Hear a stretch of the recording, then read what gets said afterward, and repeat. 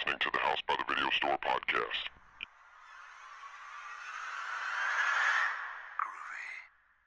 There's no more room in hell. The dead will walk near. We have such sights to show you. I kick ass for the Lord! Praise God!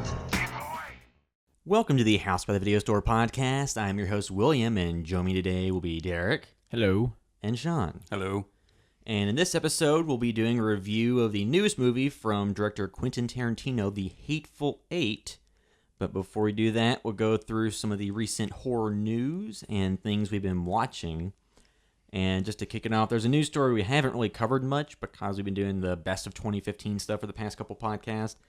But it's announced that, or it was at least rumored that Dimension was trying to shop Halloween and sell it, and that the sequel that was in development, Halloween Returns, is now kind of scrapped and it's back to square one, waiting for a new movie to come out.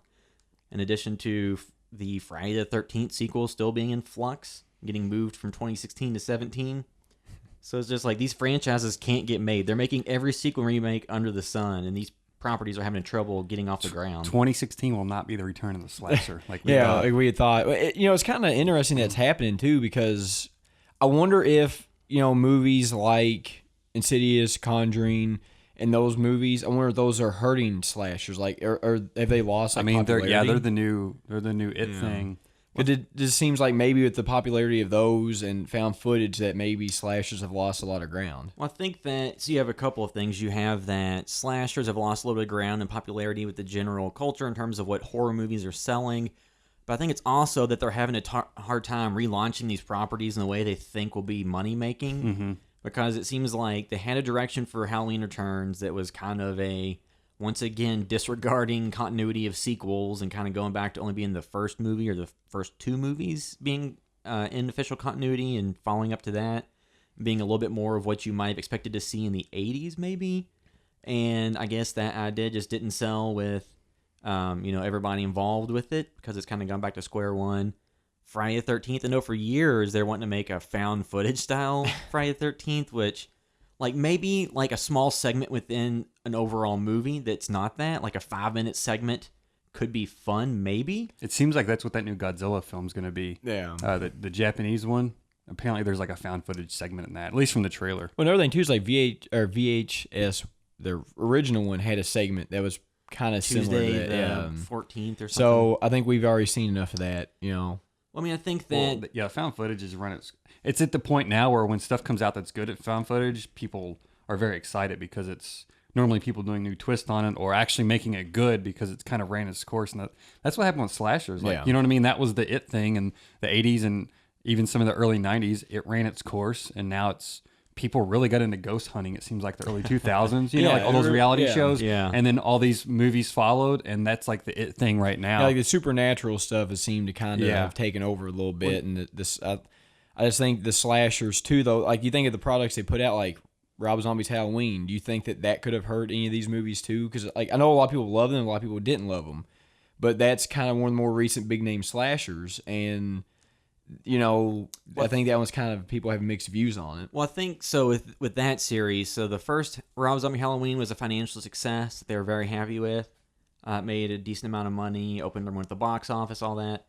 Then you had the 2009 Friday the 13th, which was number one at the box office and made decent money, but it also had, a relatively large budget for a slasher, so it didn't make as much as they had wanted. The Nightmare on Elm Street remake kind of, once again, it probably eventually made its money back, but just not as much as they had hoped. So they just kind of see that these sequel, and two, low budget for a slasher in the 80s was like $1 million, $2 million, $3 million, and that's in the 80s. Today, Blumhouse is making Insidious, the original Insidious, for like $2 million. Yeah. It Follows is $2 million. Yeah. Paranormal Activity was famously made for $15K before it got bought by a distributor and the sound got remixed and they spent hundreds of thousands more. You just wonder why those movies are able to be made so cheaply too, though. Is it because, I guess, really you just mostly have practical effects and you don't have a lot of blood, you don't have a lot of gore, so you're taking that aspect out of it. Well, too, they're making them with non-union crews and making them in states that give big incentives for film making and making them shooting digital instead of on film. Yeah, and shooting mostly in one location. Like, that was when I complained about the Lazarus Effect. It takes almost entirely in like one location, which can work. One of my favorite movies of all time, if not my favorite, is The Thing, which is in one location. Yeah, but with The Thing though, it's like although it was in really one good. location, yeah, it was really good, but there was still a change of scenery. Although it's still in one location, they weren't just in the same room the entire movie. You know? Yeah, and that was a part of the effect is you're supposed to feel like isolated and trapped, and it worked. The issue is a lot of people, I feel like when they do these low budget films, they think, oh, like one location, and they do it for a cost reason, not from a creative standpoint. And like from the beginning, they probably they never get that spark or that right idea on how to handle it. And they're all looking at it just from a financial standpoint. And, it just doesn't pan out unless the idea is right for it. Yeah, so it'll be interesting to see where Halloween ends up, who ends up getting it. There's been no other news since then about that, right? Since that initial burst. Just like So speculation. It could never happen. Then. People have wanted to end up at a studio where that would allow them to have kind of an Avenger-style movie with Michael Myers, Jason, like Freddy. A lot of people were really happy that they were losing it because they want, a lot of the fans on the comment section I was reading on a lot of those articles were very happy that they were going to lose that because they wanted some movement to happen. Yeah. It's been stagnant for so long. Yeah, so... we'll just have to wait and see what happens with that, see if those sequels come out. 2016 is not the return of the slasher. At earliest is 2017, and that's still a little bit dubious. Yeah. But other news... needs to go to Netflix. So, just go straight to do Netflix. each one as a season of a series. And Well, aren't they... And there's also that Friday the 13th TV series Yeah. they're working on, and possibly like a Nightmare on Elm Street TV series. So there's all these things that, like different medium versions of them that can maybe be more successful. But as we saw with MTV Scream, not always. Although that really didn't retain any of the elements of the original series. But well, speaking of another TV series coming back. yeah, so this was news that came out on Thursday that initially had me at least cautiously optimistic. So TNT was going to be rebooting a 2-hour block of horror TV led off by Tales from the Crypt. That would be, they said the 2-hour block would be curated by M. Night Shyamalan, which, he could theoretically direct an episode or something. But, first off, when they said, they're doing that, I was like, okay, so Tales from the Crypt, of course, the iconic series everyone loves, was on HBO. And going to TNT, you cut out boobies. I mean, but based on... But at least cable's changed since. Yeah, it has changed. like on FX, like on those shows, it'll show a sex scene with everything but the actual areola and nipple, and it'll show everything but the actual balls and shaft.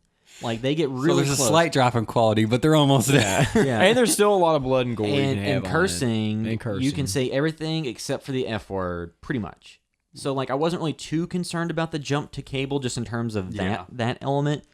The more disconcerting thing that's came out is they said that the Crypt Keeper and, the iconic puppet version voiced by John Cassier would likely not be in the show because HBO owns the designs of that character that's created by Kevin Yeager for the original series, the HBO series, which I can kind of understand, but, that's a licensing thing they can't get around. There's other characters from the Tales from the Crypt comics they could use and even have John Cassier be the character and just kind of get around that.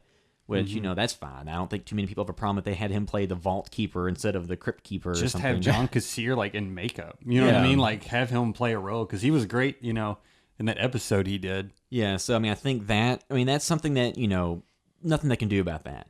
Then the big thing that caused me to be like, oh, really? Okay, I'm out. Is they announced, or they haven't announced, but the rumors were that it, instead of being, every episode is its own story from the EC Comics, Tales from the Crypt series, it would be an original plot that is a season-long arc like American Horror Story, where by anthology they mean each season is its own contained story and moves to a new story the next season, which to me was the point of even calling it Tales from the Crypt. If you don't pull from the comics, you don't have the iconic Crypt Keeper, and you're not keeping the format of a story per episode. I guess it's kind of like the same premise like the MTV Scream, is just using a known name to get more of a budget or more of an audience. And if it doesn't make it a season 2, then it's going to be Tale from the Crypt. Yeah.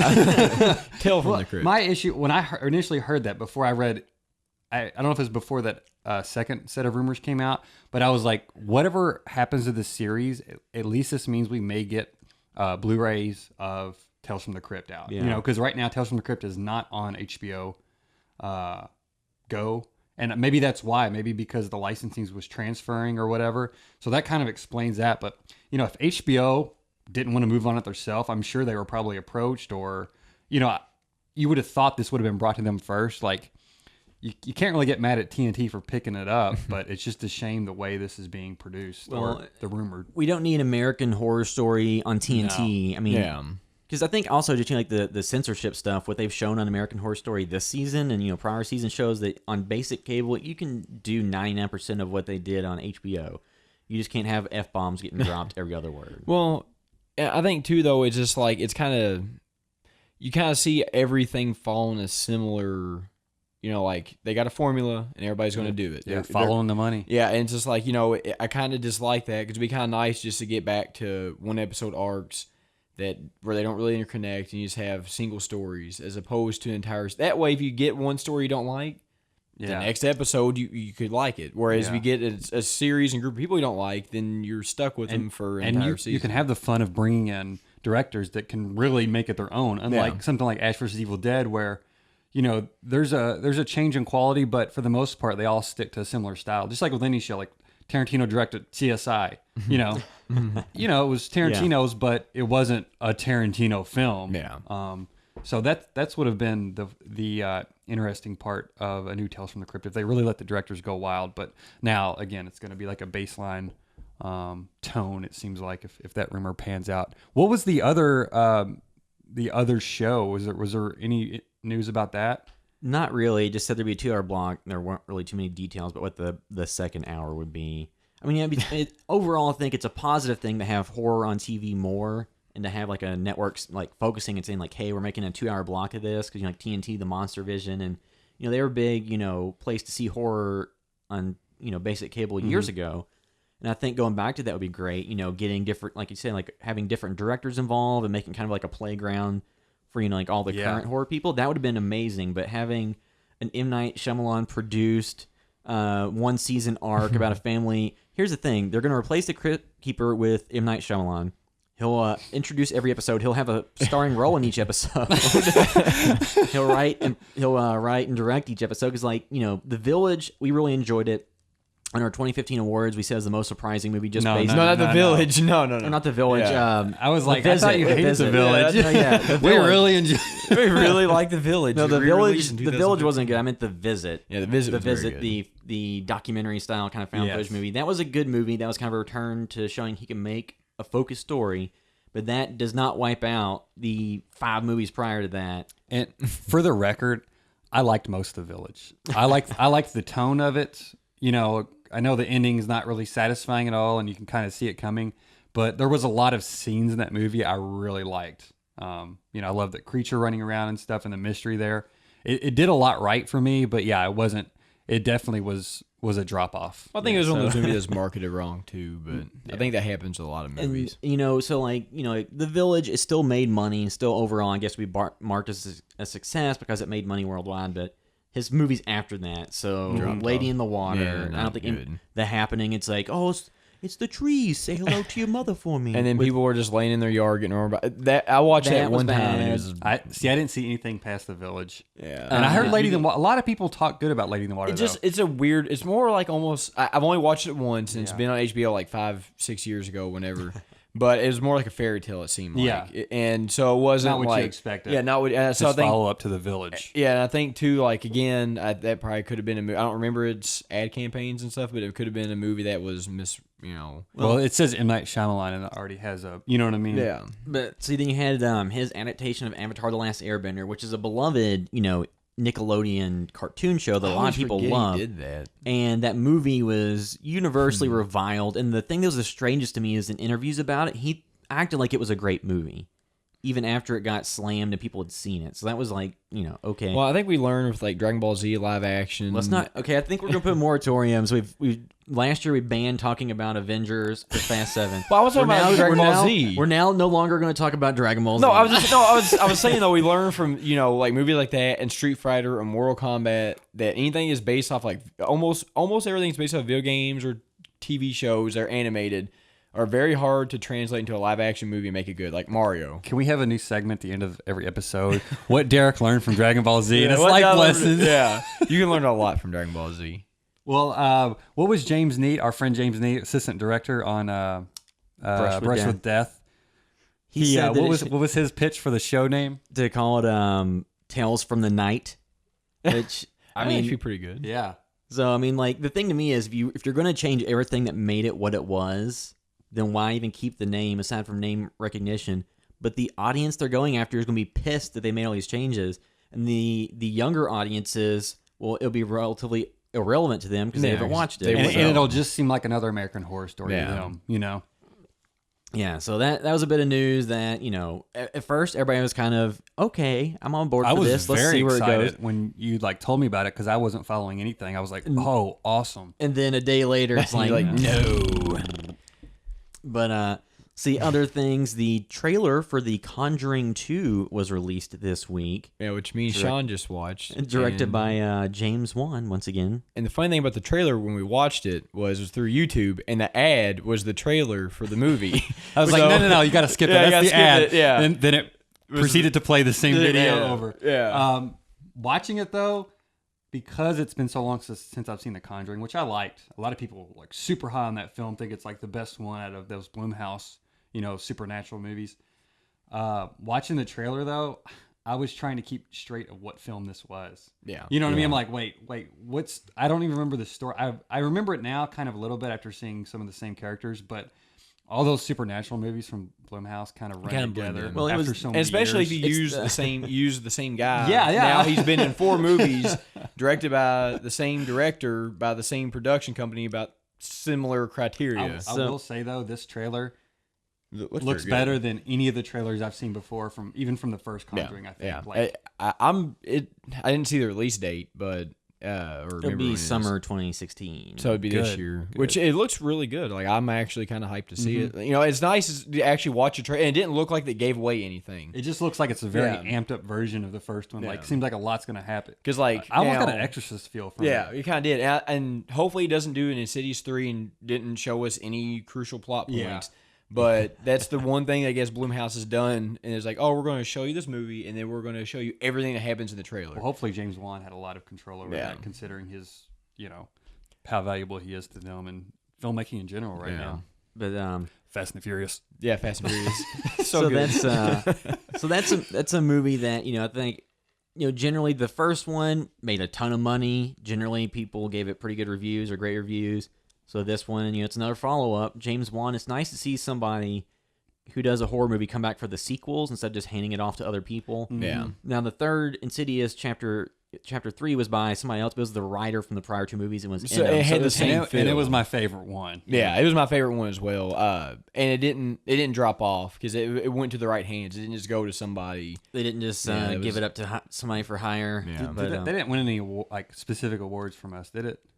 No. You want to run through what the winners were? Do you remember what we want? For people that don't want to listen to the entire podcast and don't go to the site for the post. Yeah, so I'm just going off memory here because I don't have my phone in front of me. The movie that we gave most disappointing to? Avengers 2. No, most disappointing, I mean, that could have theoretically been it if we expanded it to all movies, but was Poltergeist, just because that was a franchise that, that movie could have been a huge hit because it came out in the summer. Name recognition, all these factors in its favor, and it was just kind of a complete dud. Yeah, because when we all watched it together, I think, and when we were in there, the crowd reaction was not even existent. People were just in there, and I think a dude even fell asleep when we were watching it. So it's like, okay, that tells you anything you know about the movie. I fell asleep watching Nightmare on Elm Street, which is the one film where you're supposed to be afraid to go to sleep. When I saw that in theaters, it was so boring. Did you wake up screaming? I was just upset the movie wasn't over yet. Yeah. I know we'll talk about that in a little while. Yeah, so that was the Poltergeist remake, was our most disappointing. The best surprise was the aforementioned M. Night Shyamalan's The Visit, just because, like you said, there was a period of time where, I think I referenced on that last podcast, the movie Devil, which M. Night Shyamalan just produced. He wasn't even the director. That was the elevator movie, right? That was the elevator movie. When that trailer aired in theaters and the M. Night Shyamalan name popped up, people started laughing. And that just shows you where his name was. So for this movie to be, one of the more solid found footage / doc style movies, and just to be generally enjoyable. Yeah, one of the most solid horror films of the year at all. Yeah. And I think what he did really good too was a lot of movies, I mean, now you all may be different than me on it, but I'm not giving you spoilers, but just like there is a twist in it, and it's really hard to read the actual twist. But and the it did twist a very good itself, job hiding like it. that's not the point though. Yeah. Yeah, not the point. Some people, but I've seen some people say, "Oh, I saw the twist coming." Whatever. Well, it doesn't matter. Like yeah, that's not even the fun of yeah, that that's not movie. even the fun of it. But it's just Yeah. like he did a good job of like letting it. of it all came. It felt natural. It Yeah, didn't yeah. feel forced. Everything. It was. I was really impressed with it. Yeah. So the must own movie, the movie just that is rewatchable and that you should own was It Follows. Just because, like, what's funny is I was reading somebody else's list. I think it was Dread Central, and they had It Follows as one of their worst movies of the year. And I was like, that's just, I don't know. Like I said, I have to go back. Some people don't like it, but I liked it. I have to go back and watch it. But I still think it's head and shoulders above almost anything else ever released. The big knocks I've seen on it from people are that it breaks its own rules like all over the place. But so did Nightmare on Elm Street. I mean, there's all these movies that have these rules that are kind of nebulous. Evil Dead, had these rules like yeah, it's whenever you're dealing with like a supernatural story, some of the stuff in hindsight may not make complete sense. yeah. I mean, normally the setup's there just to let a scene unfold for some type of thematic reason or just entertainment value, and It Follows had both. So it's like, yeah, maybe some of the rules were bent or broken even, but most scenes in that film just they mattered. They were either entertaining or they dealt with some interesting issues, and it just was solid all the way throughout. Yeah. And the soundtrack was amazing. The soundtrack was one of the best. Yeah, that's one thing I we still would probably remember. give that best soundtrack if we, That was a category. yeah. See, some most deserving of a sequel. So the movie would most like to see a sequel to, which is somewhat counterintuitive because a lot of times people decry sequels, and I'm somebody that doesn't think everything needs a sequel. But the one we gave this to, I think, would definitely be something I want to see. The most deserving of a sequel is What We Do in the Shadows, the kind of Which I think they're doing one, I believe. Yeah, the kind of faux documentary about a group of vampires that has Jermaine Clement of Flight of the Conchords and some other actors who are great. The movie overall, this is one of the easiest horror movies that you can show to people that you're friends with that don't necessarily like horror, because it has horror elements, but it's mostly a comedy. This will be right there for me as far as must own. I haven't bought it yet, but I am. Yeah. Just because it is a comedy, and comedies, comedy and horror films I think are ones you can naturally watch over and over. And this is like right there with it. And, that was one, too, for the most rewatchable or must own. We went back and forth on like What We Do in the Shadows and It Follows. Worst film was given to The Green Inferno. And Let's hope Eli Roth isn't doing that second hour of TNT horror. No. Well, I don't think him and M. Night could coexist. Be pancakes and karate over the place. I It's don't want just- to watch it. The Green Pancakes and karate. Like I said, the Green Inferno was a cannibal film that didn't go far enough to be offensive in terms of its visuals and all that. It didn't really leave an impression. He shoehorned in social commentary the acting was so bad it was all laughable.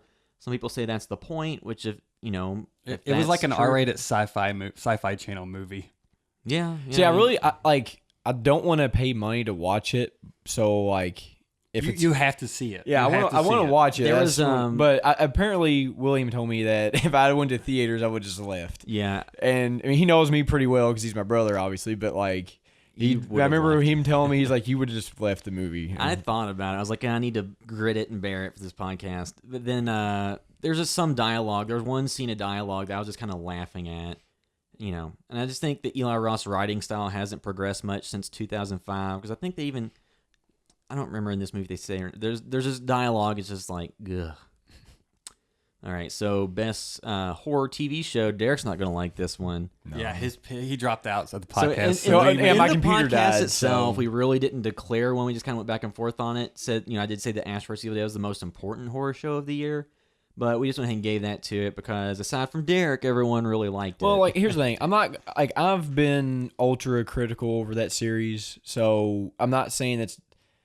If you like it, that's fine. Like, I have no issue. If you like it, I'm not gonna be like, "Oh, you're a terrible person. You're stupid." Maybe but it was most disappointing for you. it was most disappointing. I don't know. It never hit me on any level. So and for me too, like William's the only one that watched basically all the horror shows this year. I only watched 2. I watched at least the season premiere of almost all of them, aside from like Hannibal and stuff. But it was the only one I stuck with for me. So that was kind of another reason why I was like, okay, that's kind of fair if we just want to go by based on what we watched, because I didn't watch anything else. Yeah, I mean, after the first episode of the rest of the horror shows. Yep, and not going to spend a whole lot of time on this. I watched the most recent episode of American Horror Story this week. And like I think I said before last week, they had a sequence that was supposed to be like this big like spellbinding sequence, and they just completely neutered it in the opening of this one. And then that showed this season is just a piece of garbage. There's been some, elements that people could enjoy. There's a few good performances, but overall, like, I don't understand why that show is as popular as it is, aside from all the gratuitous TNA and gore and stuff. But then they show all these sex scenes, and they show two characters that are about to get it on that you're like, okay, this is one I'd actually be interested in seeing, and they cut away. It's like, what? Come on. All right, so top five horror movies, in no specific order, because we aren't really ranking these like 1 through 5. These are just the ones we put in our top 5. What We Do in the Shadows, which, as I mentioned, is just, hilarious and has some good, a lot of good stuff in it. Crimson Peak, which is a movie that, ultimately I think was just missold to the public. It was sold as like a haunted house movie when it was more of like a gothic, violent romance. Soap opera. See, I thought it was more going to be like I thought it was going to be like The House on Haunted Hill or something. I mean, but I think it's still a great movie. I just think it was missold, and that could shade how people felt about it.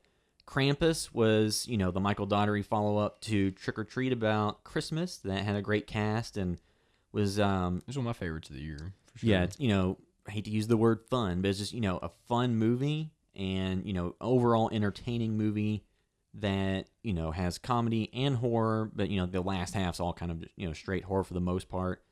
Bone Tomahawk was one that we initially had, and we discussed it like on Disappointing just because... like the hype train. A lot of people disliked It Follows because of the hype that got built up before they saw it.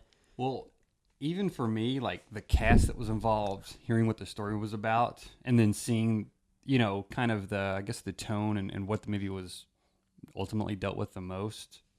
That's why I kind of threw it on that most disappointing.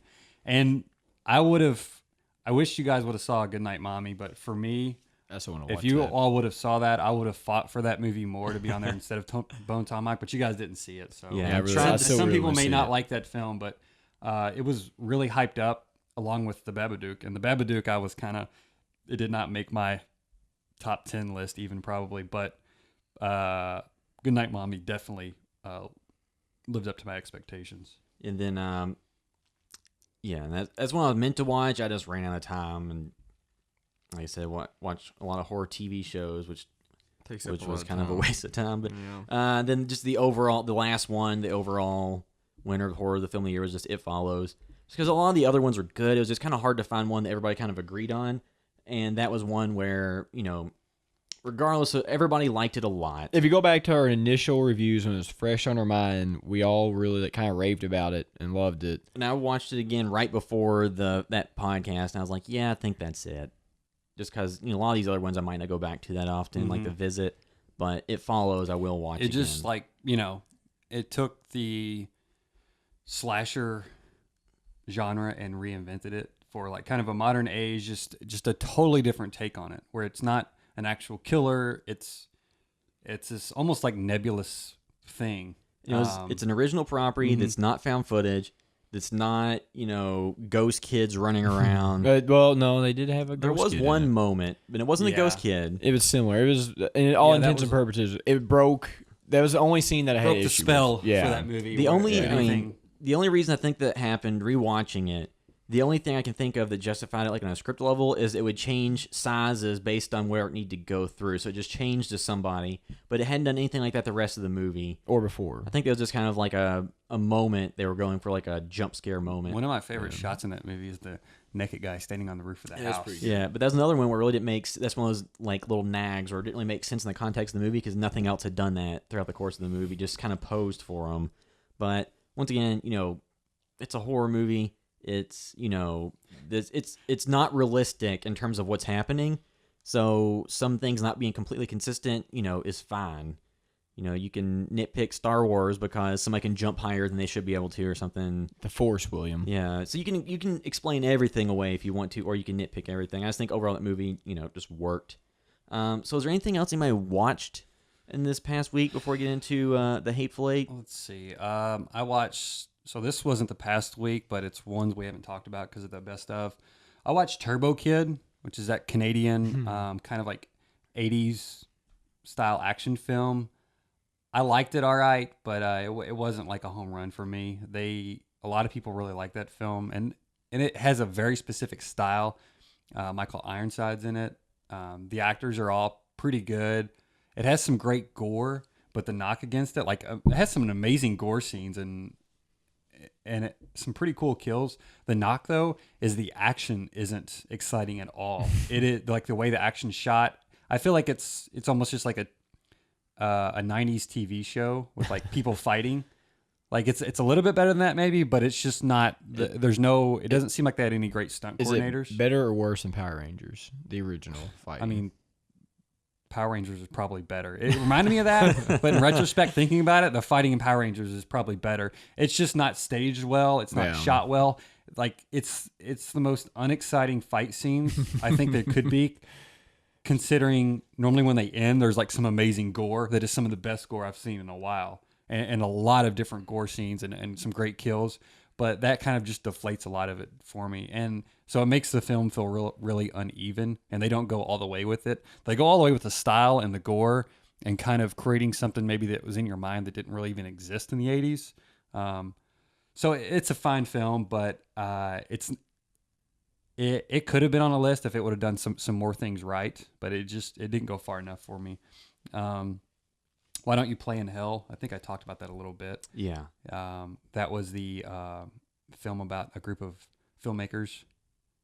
They're kids, and they're called fuck bombers. And so, one of them is a director. They got two camera people, and then they get hooked up with an actor. But they're all kids at the time, and then they grow up. And it follows two storylines. One is the filmmakers, and the other is some Yakuza gang members. And these two Yakuza gang members end up... There's like a 20-year argument between them, and they're going to do this big battle and fight, and the filmmakers get hooked up with them to actually shoot it actually happening so they can make like the greatest film of all time. So that the end of that movie, like the last hour, is phenomenal. It's like hilarious. It's kind of one of my favorite moments in a film I've seen this year, and it was like probably most of the last hour, but some of the beginning parts are a little slow. It's probably like 2.5 hour long movie, so it's not quick. And then I watched Brian De Palma's Body Double, which I liked De Palma a lot, and I hadn't seen that before. It's another like Hitchcockian murder mystery type deal. Very good though.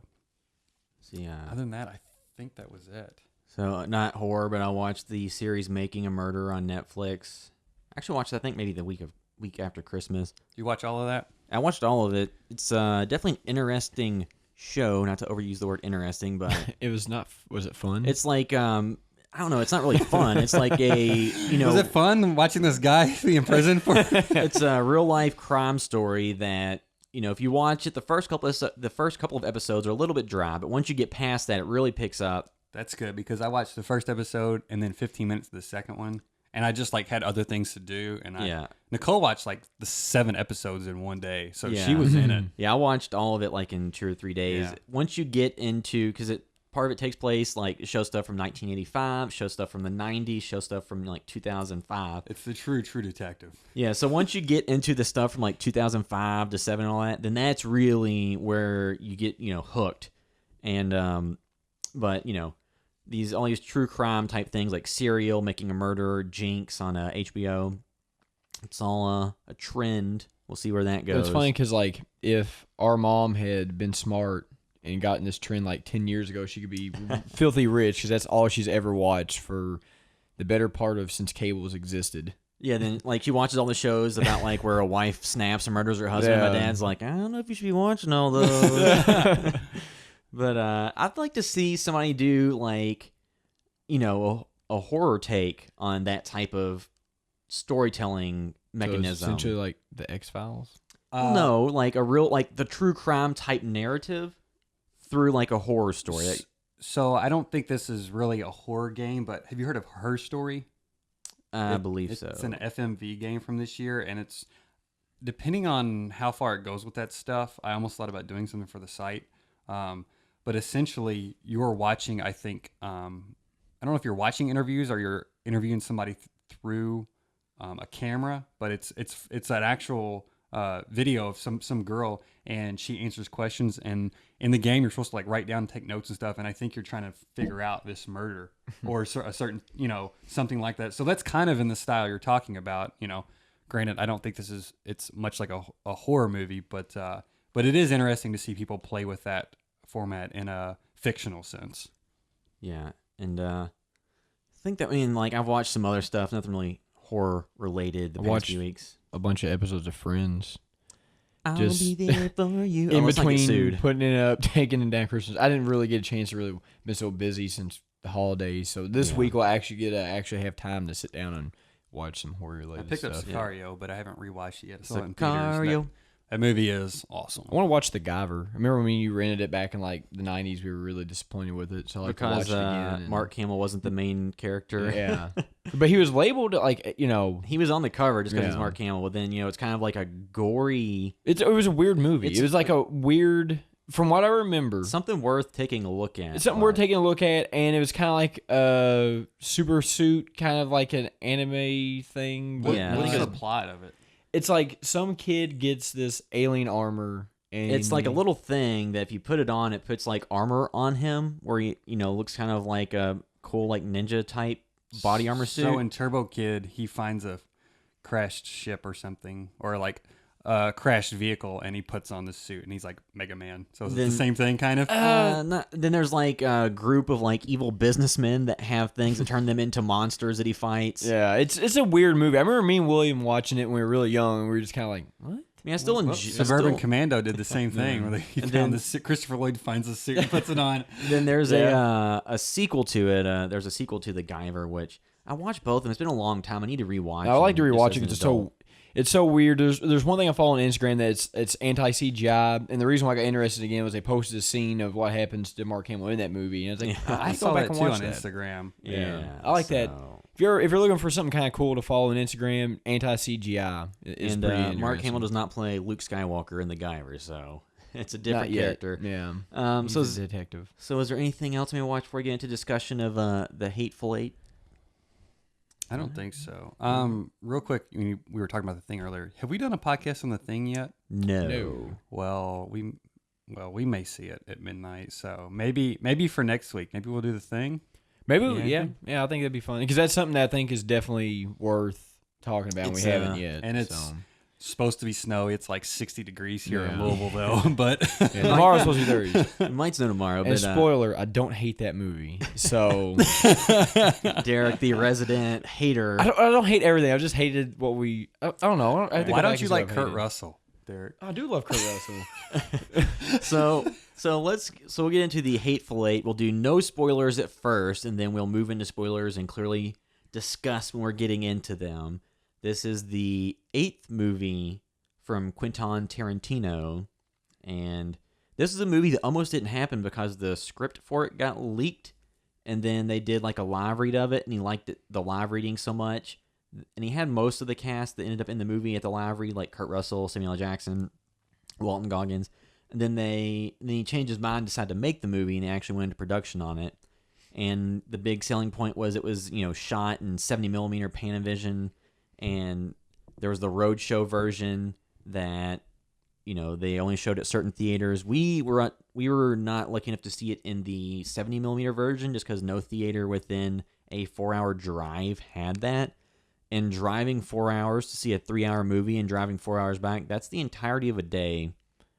And then some. And it really wasn't something I wanted to take the time to do. And like I said, we're not going to do any spoilers. Just things to note about this movie is its length, 3 hours long. It's very, very. You can watch the Titanic in the same amount of time you can watch this movie, but it won't be as enjoyable.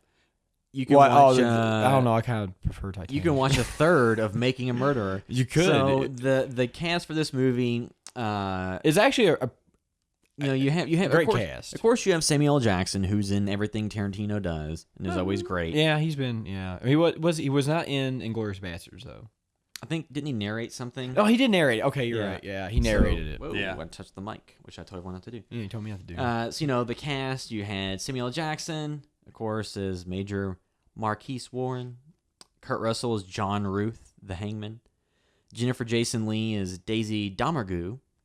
Walton Goggins as Sheriff Chris Mannix. Which I actually, at first, I wasn't a big fan of him from back in the days of The Shield, but the more I've seen him and stuff recently, the more I actually like him. Well, as I think an that was actor. just the character he played on that show, but his actual performances like this and Justified, or like The Shield and Justified, he was great in. And I really think it's funny too. Like, this doesn't give anything a movie, but when his character first approaches, like if you know him in anything, you know it's him just by the way he walks. Because he has a very certain way that he walks. Swagger. As soon as I saw, I was like, oh, I know who that is. Well, and two, he's somebody that plays like characters with a southern drawl or southern accent that Which he actually does comes from the South. Yeah, which he does very well. As opposed to watching The Walking Dead, where everybody's from Carl. England and everybody's Yeah. got a British accent they're covering up. Yeah. Then you had Walton Goggins. Then you had Damian Bachir. That's probably not pronounced correctly. I'm not really sure. I'm sure it's perfectly fine. Yeah, as Bob Marco the Mexican. Tim Roth as Oswaldo Mowbray. Michael Madsen as Joe Gage. Williams' favorite person in I the thought movie. in this movie, like, they could have easily cast somebody that was better in the role than him. He's just a Tarantino He's helping him fan. out. I didn't have an issue with that. I mean, I liked him. His character's wardrobe was a little bit goofy too, though. It was probably his.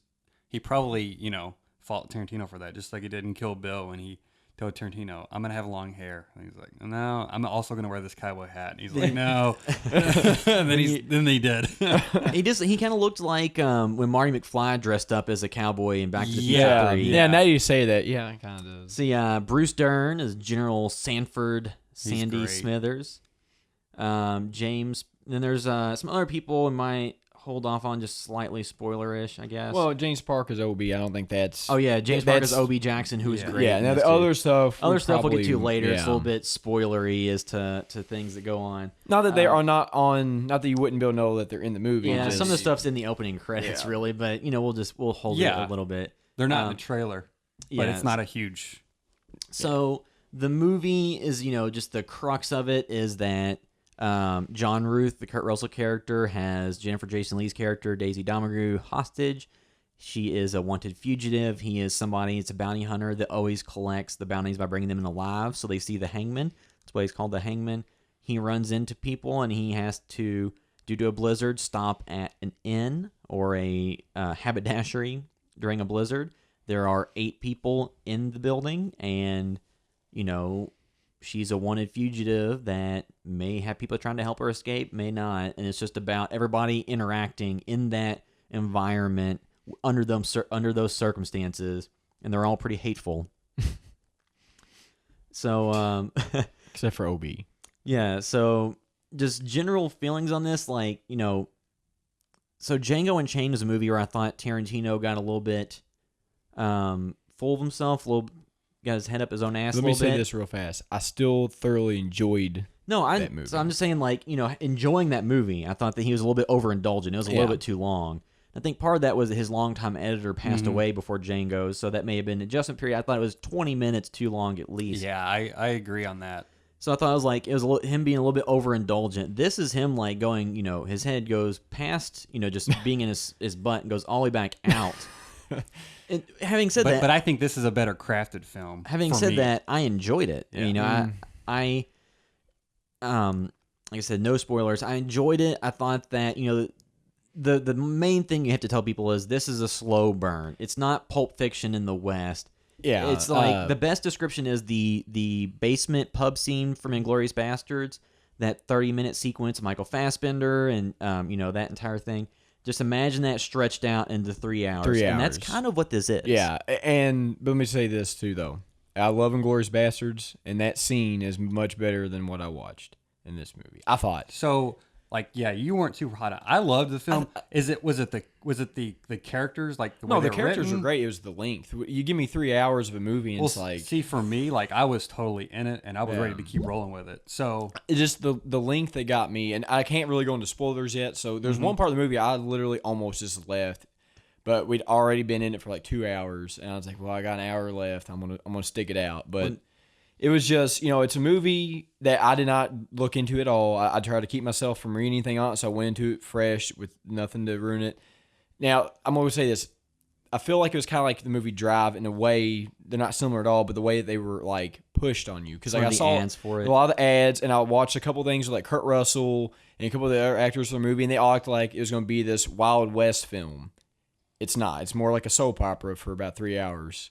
So don't go in expecting any guns blazing or a lot of action. Be a stage play. Yeah, which is actually what it was supposed to originally be, correct? Or Well, they that just was did a his- live read yeah. of it. He also talked about making it into a novel. But I it think could my be biggest thing with the movie is like, you know, if I had known more of what it was before I went in, because like I said, I just watched something where like Kurt Russell's on Good Morning America like a day or two before, and he was really pushing the movie, and the way he talked about it was like it was just a Clint Eastwood Western. It's not. So if you're expecting a Clint Eastwood Western, or if you're expecting anything like that, you're going to be thoroughly disappointed because this is the farthest from that you could possibly get.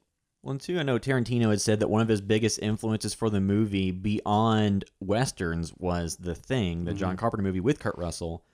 And I get that to a certain extent. And, you know, if it's a snowy setting, people that don't trust each other. Yeah. And that's kind of where it ends. Yeah, you don't know who is the, the spy or, And the there villain. there was unused music from the Thing score that was in this. It was scored by the same composer. And so you have that connection.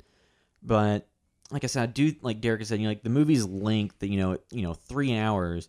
I do think there's a lot they could have trimmed out and not just made it a more accessible And movie. Just on the part that I almost walked out, I was in a full theater, and actually what happened was I went to a local theater, Tinseltown, and they had oversold the Star Wars movie.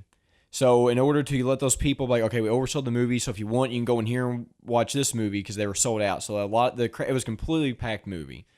A lot of people, now grant they probably came in to watch Star Wars, they left within 30, 40 minutes of the movie. I'm talking like half the theater was gone.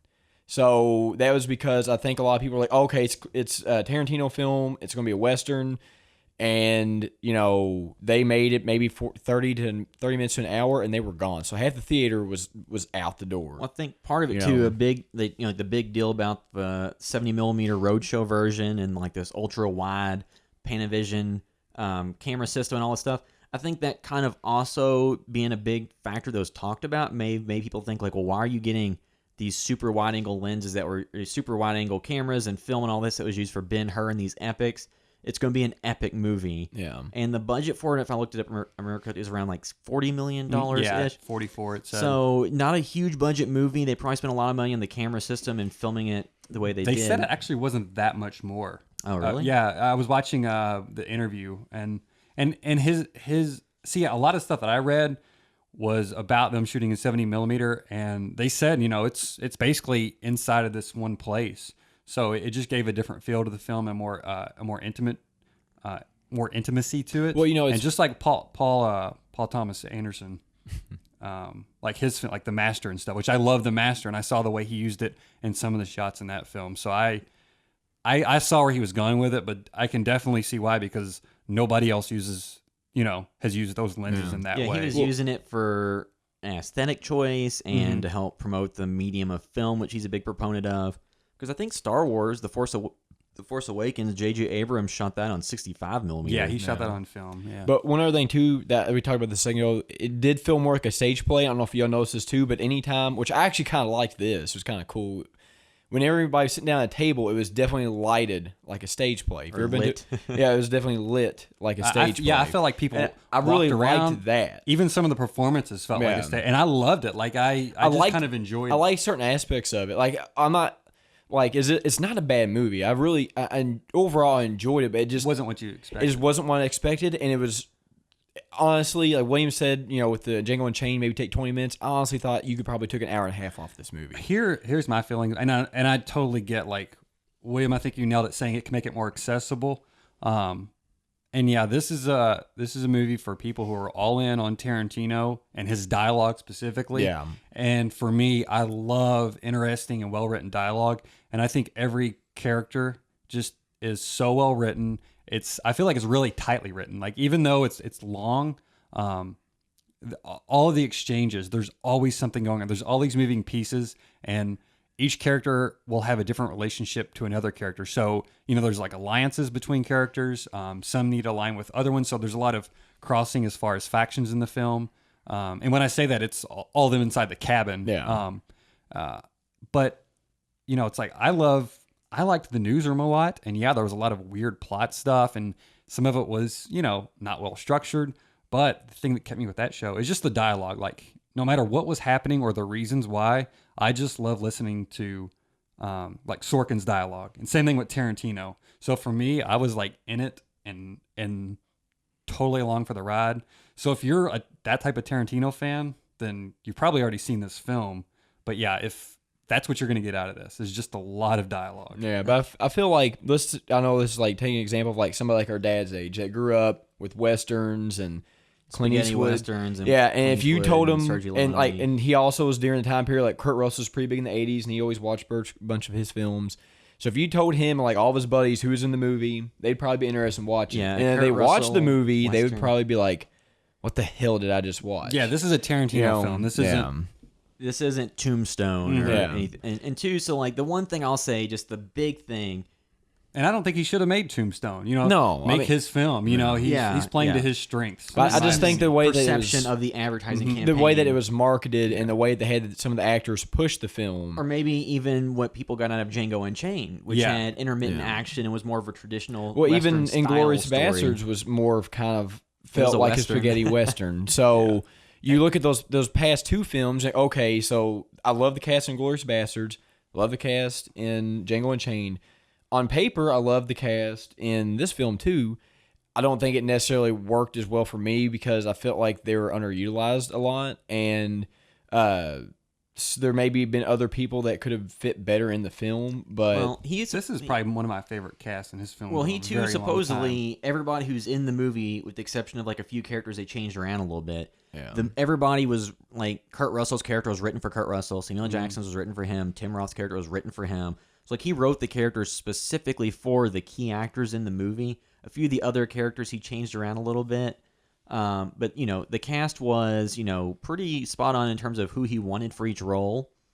And just the biggest thing I'll say, like, to give people, like, if you want to see it or not, it's 3 hours, there's a lot of build-up, and then there's almost like a comically violent spat that kicks off, and, like, that could be the thing that turns people off. Cause, that's kind of actually what turned me off a little so bit. I enjoyed it. I enjoyed the slow burn, and It's a very slow burn. and then once all the action kicked in, like, to me all the stuff made sense, and I enjoyed the way it ended. There have been some criticisms in general of Tarantino's work, his love of using the N-word in this movie, like a woman is beaten for comedy and laughs quite often.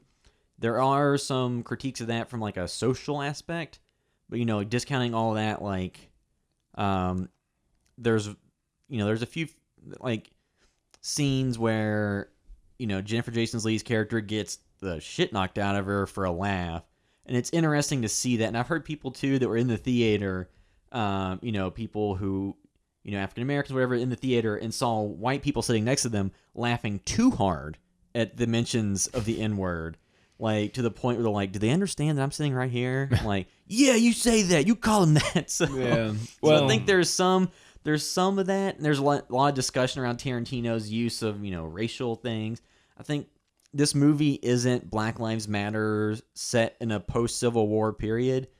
I think it's a movie that he made that may have some parallels to current situations and have, a little bit of tie-in or things you can, relate to current events.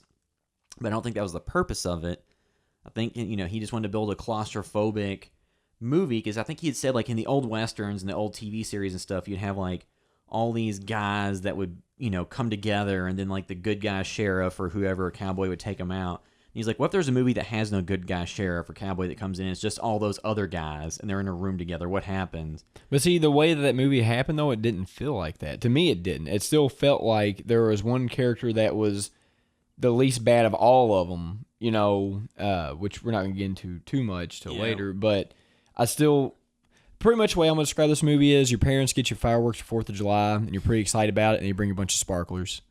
And you were expecting, like, cherry bombs and explosives, and you're like, well, here's some sparklers. They burn. So before we jump into spoilers, and kind of just, sum up, like, so I would say, like, the caveat is it's 3 hours long and it's a slow burn, but I think that the dialogue, the acting, the cinematography, all those elements are, enough to recommend. I think it's a good movie. I don't know, so technically we saw this in 2016, not 2015. If it was in 2015 on my overall top 10 movies list, I don't know they'd make it in there. Just because, I would say it's a better acted and probably written movie than Star Wars The Force Awakens. But if I had to sit down and watch one of those two again, I don't know that I would watch the 3-hour movie that, part of it's predicated on not knowing what happened. Now, at some point, I do want to watch it again just to see if everything fits, knowing the resolution of all of it fits and all of it makes sense. Because sometimes movies do, and sometimes they just fall completely apart, like The Sixth Sense, when you know the twist and you go back and rewatch and you're like, oh, why would they do this? But I think, it's a movie that's definitely worth watching if you're a fan of Tarantino. If you like slow burns, Kurt Russell's great in it. Samuel L. Jackson's great. Walton Goggins is great. I'm glad to see him getting big movie roles. We're awesome in it. So there's, all the performances are good. The only one I think they could have maybe found a better person for it was Michael Madsen, but he's also a longtime Tarantino actor, so he's, serviceable enough.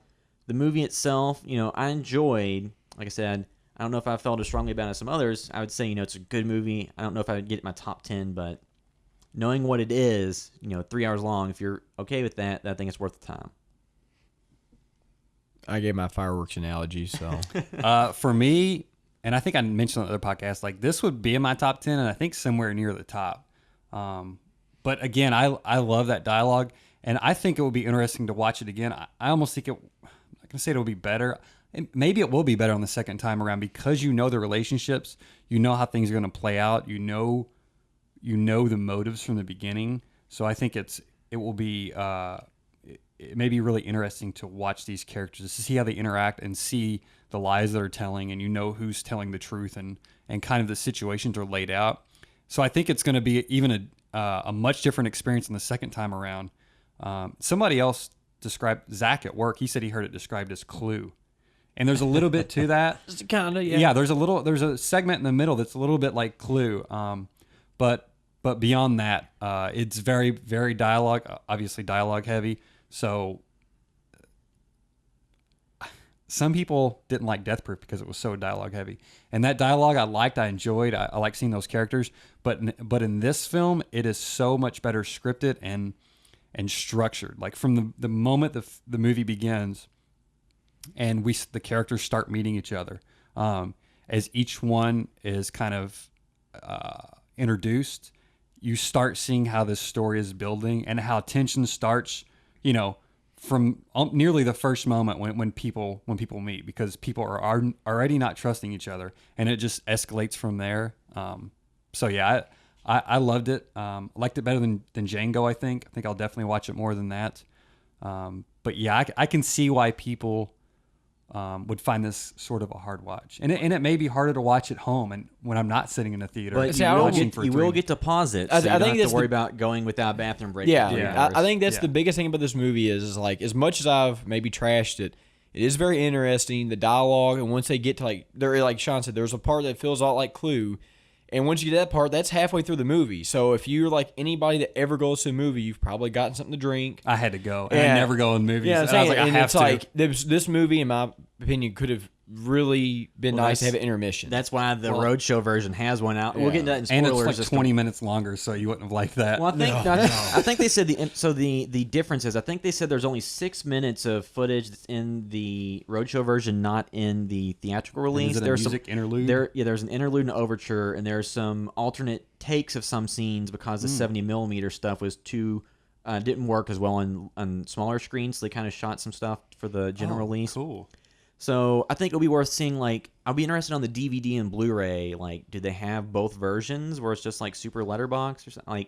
I just still don't have the Kill Bill full uncut in America, which I'm very upset about. Yeah, so that. to me, and that's another thing too, because this is not Kill Bill. So if you rank Quentin Tarantino's filmography, to me it's kind of you have your Pulp Fictions and Reservoir Dogs and Kill Bill and Jackie Brown. And then that's kind of his earlier work leading up to, the early 2000s. And you kind of have that category. And I think the other category is kind of Django, Death Proof, and Hateful Eight. I think Hateful Eight's the best of his later work. See, I still have to go with Inglourious Bastards. I don't know. Actually, I forgot about that. Yeah. Inglourious Bastards is throws that entire art That's one of my out. favorite movies of all time. Yeah, I just love everything about it, and I just definitely could not ever recommend this how did over I even that. forget that? you So know? I think I forgot about that because it's the time period it came out during. Because it was like 2007. Yeah, so or I think 8. like Pulp Fiction No. and Glorious Bastards, Reservoir Dogs. I think that's kind of like Jackie Brown, and then Kill Bill.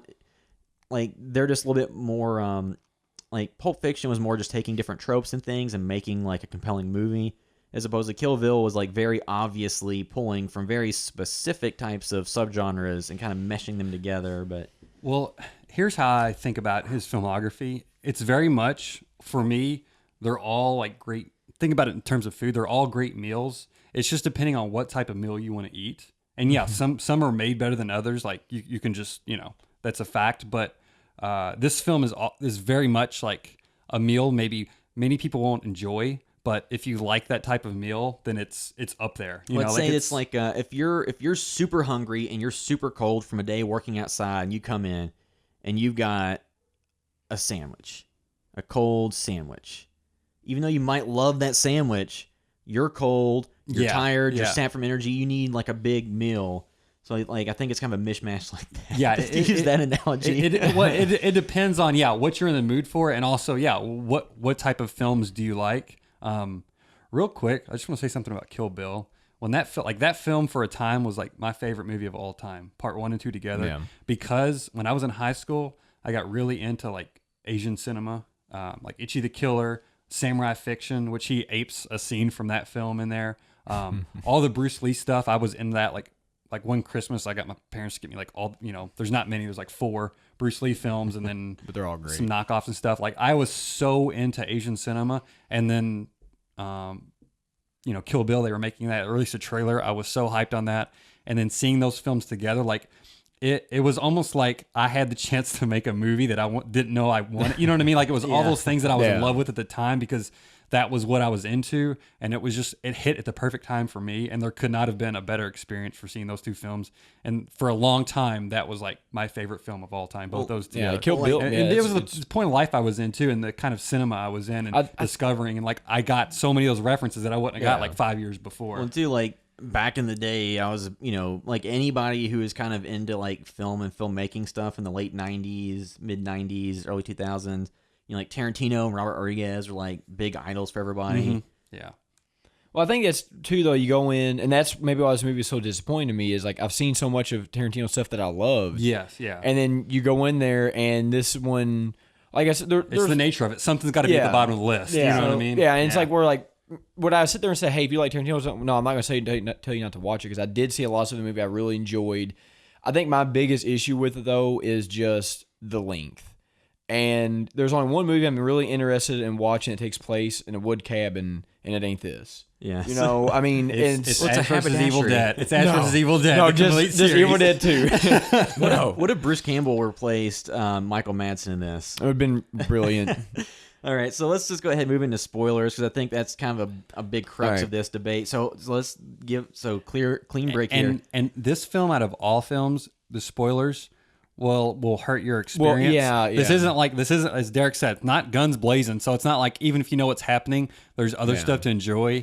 The fun part is watching how all this stuff plays out. how So it if you hear unravels, spoilers, you're totally deflating the film. Yeah, And I would say, we're not going to do them service. Yeah. So, yeah, like a lot of times I'm a person that I like spoilers, but I will say, as being a person, do not listen to spoilers if you have an interest in watching this film, because it will take a lot of the experience out of it. Because it's 3 hours, and you got to sit down for 3 hours and watch it. Don't ruin it. Yeah, so before we get into spoilers, just if you're enjoying the podcast, you can do us a favor, go over to iTunes and give us a rating, just to help other people know. Just click that 5-star button. Yeah, and, it just helps other people know what to kind of expect from it. Did you vote it, Derek, for us? I have voted. Okay, good. And Then, so you can do that for us. You can go to our website, houseofvideostore.com. We have a Patreon going on that you can access from our website. It's the big banner. You see all of our social media accounts there. see banner. Follow everything that we're doing from the website. All right, so now we can move And you in. can also donate on our YouTube page, right? Yeah, we still have that? There's a support button. You can do that. We got to pay for the podcast hosting, and then also our site cost. And, we do video work, and we do short film segments and stuff. So we actually spend a lot of money on this. it's much more expensive than just doing a written blog. Yeah, I mean, it's fun. It's definitely something we're gonna keep doing, and you know, it's enjoyable, and I enjoy doing it. But it'd be nice to not Take have some to financial load off. go so deep in the pockets of some of the stuff. But all right, so now we can move into full spoilers. And the one thing I'll say, and this is a movie that I feel similar to Death Proof about, and it's not really the fault of Tarantino or Kurt Russell. Well, it's it's probably just the that, fault of Tarantino. No, it's just that I love Kurt Russell so much in all of his movies. The Thing's one of my favorites. Escape from New York. And I just feel like Tarantino gets him in these roles where he could be amazing, but then he just kills him off like a bitch, and it makes me so mad. Well, let me say this. Okay, Hey, he was in the film for a long time though. Because this is a long If he would have film. died like in the first half hour, I would have been crushed, and that I would thought have. it was in the first half hour. It's so long, like I lost track. I So feel like I was in apparently there for, the roadshow version. Did anybody look this up where the intermission comes? So the intermission comes after Samuel L. Jackson kills Bruce Dern's character and before Daisy Domergue has a secret. So that's where the intermission supposedly came in the roadshow version. No. At least that's what I read. So that should be halfway through, right? Yeah, so it's about halfway through, Yeah. and then I think that demarcation line, having a break there, and you come back and all hell breaks loose, that could have shaded your perception of the movie too. Yeah, I think it could. It would have been you better. get a break before all hell breaks loose during the kind of slow Back burn. to your Kurt Russell point, and it is Tarantino's fault because you get somebody that's great like Kurt Russell and you underutilize him. It's like if you're in sports and you go and trade everything you had to get LeBron James, and then you sit him on the bench.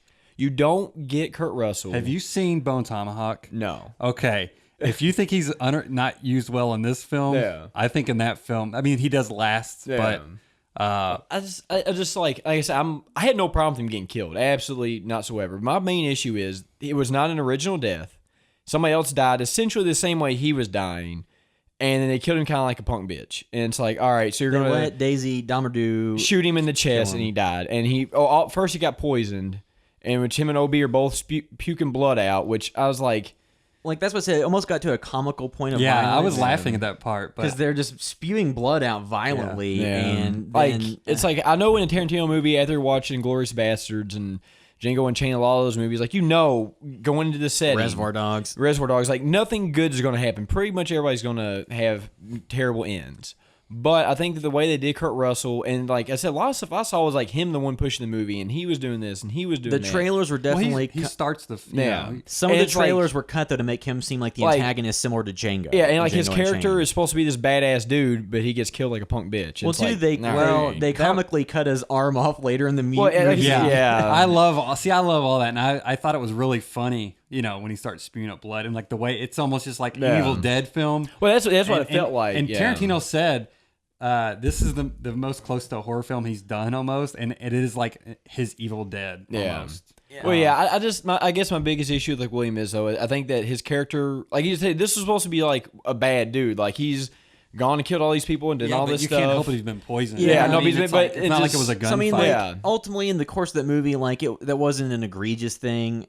You I just just- were upset to see him go. I that just- way. I wouldn't have. I would just. Like, I have no problem if they blew him up with a stick of dynamite or however. Just I 'cause, would have like, preferred that over this. Of the you know? characters in the movie that they showed, like Tarantino and like others that said like everybody's a bad guy. Although he was beating the crap out of a woman, like she was a known criminal, probably killed people and done terrible things. So like that kind of shades morality of it. But he was kind of the most straightforward person, so he wasn't like outwardly racist and hateful. He was in it for himself. He was in it for himself and taking people to justice, and he didn't kill them. and you got a sense that it wasn't because he was totally uncompassionate. It was because he knows the way the world is, Yeah. and he knows like I've survived this long because I don't trust anybody. Yeah, And but then- my favorite character was by far Samuel L. Jackson's character. That was my favorite. Of the And that was where movie. you had the social commentary come in, because you had the like he made up the Lincoln letter to help disarm white people to make them accept him more, and two, like once again, there's one scene. So does the story that Samuel L. Jackson told, like his character told to Bruce Dern. Do you think that story was true about what he did to his son? Or I don't do you think it was a tall tale? I think it was. I think he was trying to get under his skin, but that's also like the the briefcase in Pulp Fiction. You don't know, but I think it was absolutely based on his history with the Lincoln letter. Like he knows how to manipulate people, because that was And literally happened right after they. yeah, like that's what got he him was on Lincoln doing to Letter. him because Yeah. he wanted a reason to kill Yeah, him. because it could have been that, because he Yeah. did overhear like discussion of his son. He was in the cabin when they were talking about his son being gone or missing. I mean, my girlfriend. And that'll be cool to watch again to see like if he's like giving him glances or like how you know that's like you can watch if it's showing a wide shot of this place, because a lot of times it will be master shots and a lot of people are in the scene, and now you can kind of see who's giving each other glances. Like that's what I'm interested to watch on the second viewing. But yeah, that I kind of think it was because it was the only part of the movie that had a flashback or something. So I don't, that's the only reason why I kind of think maybe it did happen, because it was the only thing that ever showed a flashback. The only two things in this movie you come away not knowing based on what happened on screen was whether or not that really happened, what he really did to the guy's if he son, did anything to the son, or if he even knew him, or whatever. And then the other aspect you don't know is if the Daisy Domergue really had 15 more men from her brother's Jody's gang that were going to come in. So, or if he was a sheriff, or if Chris Mannix. you never really, which I love all of that. Like I love. Because you don't need to know, because the characters, the characters never know for sure. But I think too, though, just like to me, the reason I think that he probably was, he said my first and last act of sheriff, when he had no reason to lie about anything. Yeah. And I believed him too. That's the one story I believed out of those three. And so Channing Tatum, which is a very underutilized character in this. But movie. that was I think by design. And apparently in the original version of it, the one that they read when they did the live reads, it was actually read by James Remar. He was the dad on Dexter. He was in The Warriors. That'd been weird if he was in it. He was who originally wrote, and they changed the character up some. And he originally had more to do, and I think actually shot somebody. But he still shot somebody. Well, or killed somebody on like. I love the way he goes out. Oh, I love that too. No, I love the way that beautiful, just a beautiful scene. Yeah, that was one of the highlights. They shot Samuel Jackson's dick off, which I did not particularly. Because here's my thing about this. This goes back to the point of this is the same movie. What they did was, I mean, we talked about this before, and we mentioned it earlier. They just took, all right, guys, let's make this movie. They took this movie from Inglourious Bastards, the scene, and extended it to 3 hours. And every Tarantino movie, almost, he has an infatuation with like dick pain. He loves cutting dicks off, and feet. shooting dicks off.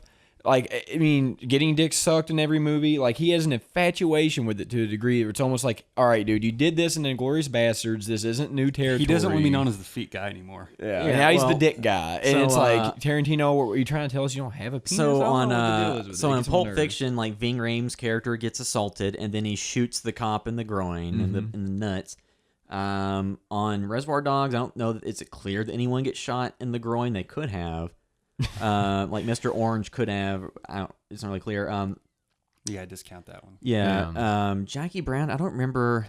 Well, the most obvious ones to me are his last few. Because, like, Django Unchained had the scene where they're going to castrate him, I think, or do something to him. Yeah. And then in Inglourious Bastards, Michael Fassbender's character or the German officer, I can't remember which one it was, had the gun. Yeah, on his anyway, drone. he got shot in the dick whenever the gunfire started happening. So, I mean, that's that's one of the worst places to be shot. And Tarantino, the way he does stuff, when he does it the most of anybody else. That's what he talks about before. He's like, if I'm going to show you a scene, it's going to be the most, the craziest scene you've ever seen. It's like, that's the worst part of the body to be shot where you're not dead. Like, I didn't have a problem with that happening to Samuel Jackson. I guess my biggest issue with it was, though, it's not like, oh my God, I can't believe they did that, because I've seen it in his last two movies. Well, almost, it came out of nowhere. The cool thing is, it was a surprise, and it made sense, like, where the bullet was going to hit. But I still felt like it. Yeah. To me, though, it still felt like that basement. It still felt like that basement scene from Inglourious Bastards, because, like, when that started happening, you knew that nobody was going to get out, and then that happens, like, oh, okay, well,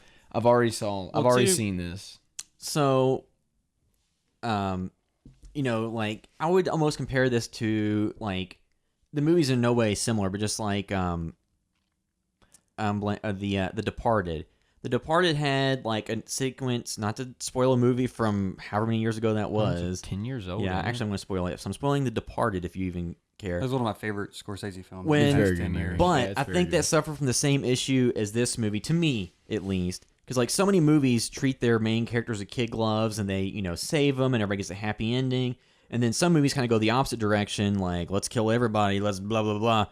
To whereas I thought in The Departed, it was I almost laughed in the theater when they just had the rapid succession of people getting killed off. Like they killed Leo, they killed, they killed all these people off one after another. I was like, this is almost too much trying to make up for not being safe. I felt like this one, like everything happened all quickly, which theoretically would be about how it would happen if a shootout happened in a space like that. Quick. But it's just like, it almost feels like to the point of not being safe, just everybody gets killed. Even though I love The Departed, and I thought it was one of the best movies of that year, and I really like this movie, I think it's almost just like you save the slow burn. That's almost comical when so many people get shot. Yeah. Well, I think another thing too, though, is in two, Tarantino has described his films and the way he wants to do them before. It's like having sex. He says, or masturbating. Actually, specifically masturbating. That makes a lot of sense. And he says, he wants to stroke the audience for a long time and not give them what they want until finally the end where he's just going to make this explosive. And that's exactly how Death Proof was too. Like a lot of people could not handle that film, but once it hit the climax, it was... Well, I think my problem with Death Proof was that it had two separate movies in one, and they were vastly different. That I don't know if this was the intent. That to me, it felt like he was trying to make like a grindhouse exploitation film.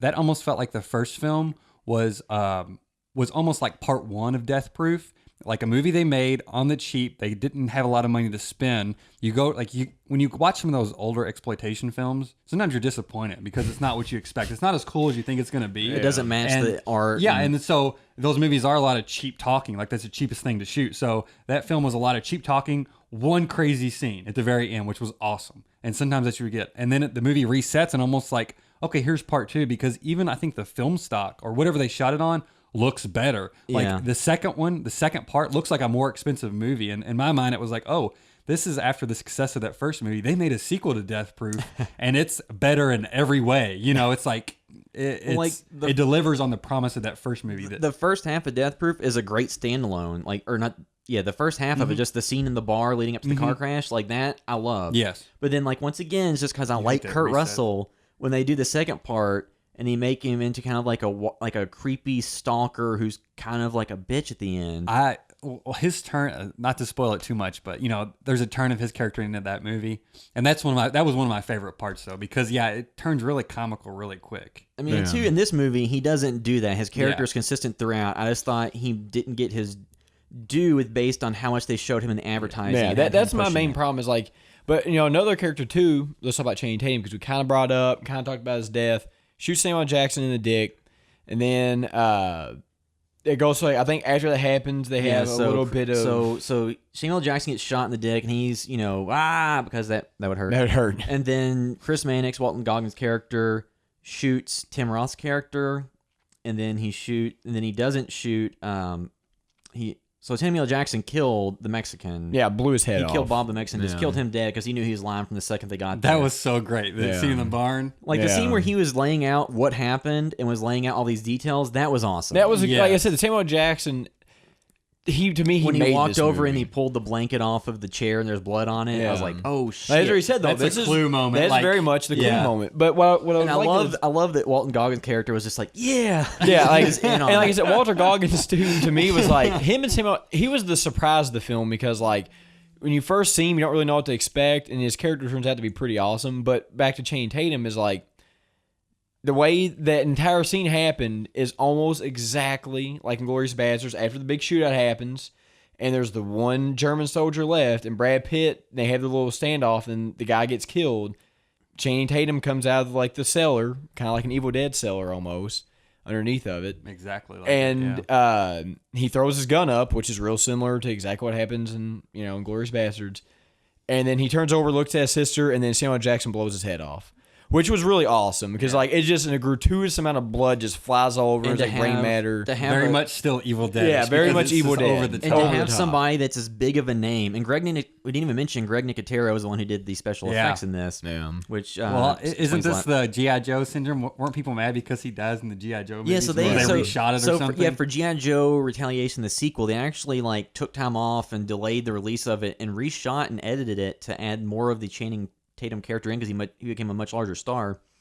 But, I think that's a move I enjoy. That, just bringing in this big name character to be on screen for one flashback segment, one segment in the actual chronological story, and then just boom, dead. Yeah. What's your feelings on Channing Tatum? I like him. I think that he had made a lot of bad kind of teen chick flick type movies. Not to denigrate flicks. No, but he was in a lot of lowbrow entertainment aimed at a lowest common denominator audience at the beginning of his career. Yeah, he was in a Samuel Jackson movie before. Once people started properly utilizing him, I think he can be good. I think he has to be utilized right. I think you're right. 21 Jump Street, he was great in that. People have to show restraint with him because I don't think he can do everything.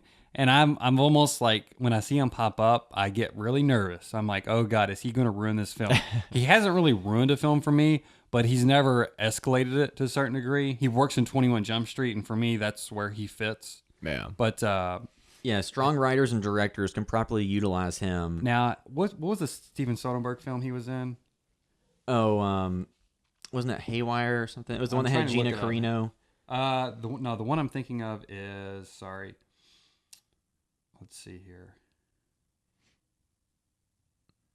Or was that? I don't have my phone, but I don't remember what that movie was called now. It was one where like his girlfriend lost her memory. Yeah. I did not like that film, by the way. He was But side effects. Yeah. He was fine in it, but I yeah. was hoping that film was going to be better. Oh yeah, with Rooney Mara. Yeah, that was a movie. So I enjoyed that movie, but I think that was a movie I went on a date with somebody. I think I was on dating somebody and saw we both came back home like side effects. I'm like, that's depressing. But I think like his character in there, I had no problem with the dude Channing Tatum. I had none of the character arcs I had any problem with. The only thing I had a problem with was Kurt Russell. I didn't care that they killed him, but I would have much rather seen like a more original death for his character because they killed him and only him that way. I'm fine with it. But the fact that they killed OB the same exact way, and the only difference was he got shot and OB didn't. It's Well, like that was a little bit different, but no, it's not. The only difference is he was going to die anyway. They're both going to die anyway. All you did is kill him 2 seconds faster than if he just died out from the poison. So I just Well, to be fair, most everybody else was shot. So, but you know what I mean. But with that though, some people got their heads blown off. Yeah. Some people got shot in the dick. Which, as much as I'm tired of his trope of doing that, he still got shot in the dick. There's a Funny or Die thing that Sam Raimi or Ted Raimi did about getting shot in the dick. You should probably go check it out on Funny or Die because it makes kind of fun of that. I thought Kurt Russell, like I was fine with how long he lasted. And Yeah, I I thought was fine with it, too.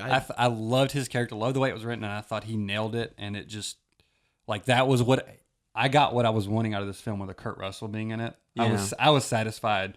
From would my like to see end, more because everybody like else was so good too. Yeah. It's not like he was holding up the film. No. Well, You know, that was the reason why I was okay with him going, because everybody else was so good. a brief, just like probably wrap this up in a minute. Just like one brief thing comparing this to Bone Tomahawk. I think before I said that was the most enlightened, least racist characters in a Western set movie I can remember. Whereas this is the complete opposite, and everybody's dropping N-bombs left and right, and all this stuff. So there is that element to it, and the social side, like there's two things. Like Tarantino always says, like, well, it wouldn't be historically accurate to not include language of that matter in this movie. But then he also has a lot of more, recent types. Like I think Kurt Russell's character at one point says "not so much," which is definitely not something they were saying back in the post Civil War era. Yeah. So they have more modern, like catchphrases or language. But in it's the movie. hard. I think it's hard to not do that. It's hard to filter out all these things and go and find like what exactly do people talk And like. two, if you strip all that away, then it's not Tarantino dialogue anymore. Yeah, but so I think like there's been some people who like drug him through the mud on like the social aspects of this movie, which it's a movie. He's not making a historically accurate drama. Well, I think people were upset with his overuse of racial words. Well, you gotta think though, like treatment of women in the movie, because ultimately it's a story about a Southern racist and a African American man who bond over killing a woman. Yeah. yeah, Pretty well, much. Well, yeah. and here's people have discussed this in Django. Django is almost like the idea of revenge film where the slave gets his revenge, and it's like, all right, like this is like the happy ending superhero film. Like he even rides off into the sunset. You know what I mean? It's like the classical. This film is very much not saying it's accurate, but it's more in line with reality as far as there's just straight up racist people, and the drama that kind of unfolds from that is actually more interesting than me. Than the Django kind of power fantasy, which I liked. Like I love that setup. Well, one of it the just best, wasn't as it was more one dimensional than this film. And it's his first movie since Kill Bill to not be so Kill Bill was a revenge story. Inglourious Bastards was a revenge story. This was a revenge story. How was it not? No. Channing Tatum's the entire reason It's this not a movie revenge happened story. was- They're trying to Springer. They're not trying to revenge. Yeah. They're just trying killing to him. The entire point was to kill him. Well, so but I think it's definitely still Kill a revenge Bill tale. was. I don't think this is a revenge. Kill tale. Bill was a I think it revenge. is. Kill Bill was about trying to kill Bill. That was the entire. the entire point of this was they. Inglourious Bastards was about different people trying to get revenge. I've already forgotten the character names, but like the young girl in the beginning whose family is murdered by Hans Landa and the Nazis, just trying to get revenge against them. So it's kind of like a revenge aspect to it.